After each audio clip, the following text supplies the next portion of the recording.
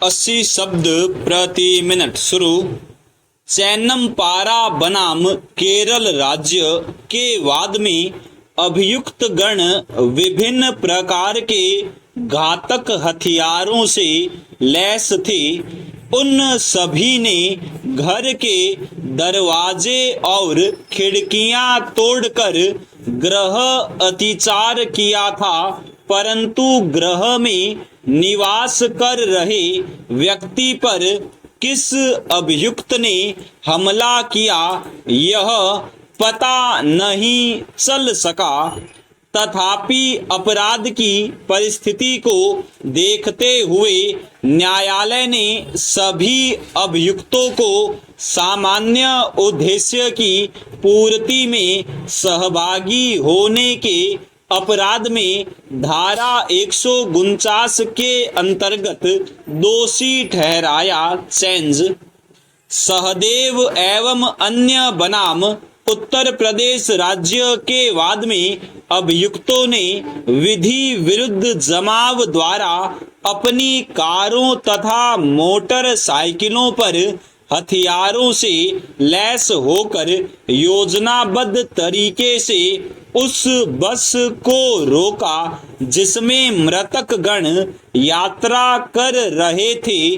बस के रुकते ही वे सामूहिक रूप से उसके दोनों दरवाजों से अंदर घुस गए और उन्होंने मृतकों को गोलियों से भून डाला। उनमें से 2 मृतक बस से निकल भागने में सफल हुए थे, लेकिन अभियुक्तों ने उनका पीछा कर उन्हें भी मार डाला। अभियुक्तों को धारा 302/149 भारतीय दंड संहिता के अधीन आरोपित किया गया। यद्यपि अभियोजन पक्ष वैयक्तिक तौर पर प्रत्येक अभियुक्त को हत्याओं में भागीदारी साबित नहीं कर सका, फिर भी इसमें संदेह नहीं था कि हत्याओं में सभी अभियुक्तों का सामान्य उद्देश्य था। अतः इनमें से जो अभियुक्त अस्त्र शस्त्रों से सुसज्जित थे उन्हें धारा 149/302 के अधीन मृत्यु दंड से दंडित किया गया, जबकि जो अभियुक्त केवल लाठियों से युक्त थे उन्हें दोष मुक्त कर दिया गया, क्योंकि लाठियों के वार के निशान मृतकों की देह पर नहीं पाए गए थे। इस निर्णय के विरुद्ध उच्चतम न्यायालय में अपील में अभियुक्तों के मृत्यु दंड को आजीवन कारावास में बदलते हुए न्यायालय ने विनिश्चित किया कि इस प्रकरण में अभियुक्तों को मृत्यु दंड देना न्यायोचित नहीं था। चेंज बिंदेश्वरी सिंह बनाम राज्य के वाद में यह निर्धारित किया गया कि अपराध विधि का यह सुस्थापित नियम है कि किसी गंभीर अपराध के लिए आरोपित अभियुक्त को वह अपराध साबित न होने की दशा में उससे कम गंभीर अपराध के लिए दंडित किया जा सकता है, भले ही उसे उस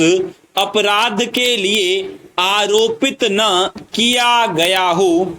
यही सिद्धांत धारा 149 के उपबंधों के प्रति भी लागू होगा, अर्थात विधि विरुद्ध जमाव के सदस्य को साधारण उद्देश्य से अधिक गंभीर अपराध के लिए तो दायी नहीं ठहराया जा सकता, लेकिन उससे कम गंभीर अपराध के लिए दायित्वाधीन अवश्य ठहराया जा सकता है। बशर्ते कि यह साबित कर दिया गया हो कि वह अपराध सामान्य उद्देश्य को अग्रसर करने के लिए किया गया था। चेंज उपर्युक्त सिद्धांत को लागू करते हुए घासी बनाम राज्य के मामले में इलाहाबाद उच्च न्यायालय ने